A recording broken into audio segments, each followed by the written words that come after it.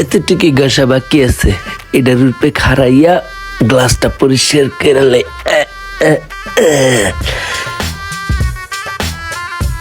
বসন্ত বাতাসে সইগ বসন্ত বাতাসে।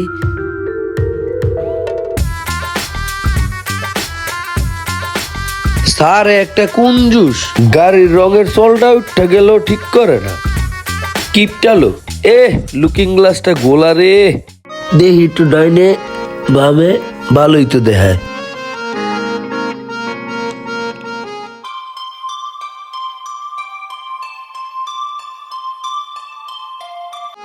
মুন্নার তাল চক্কর কিন্তু আমার ভাল লাগতেছে না। তুমি একটু ওকে খেয়াল রেখো তো কি করে।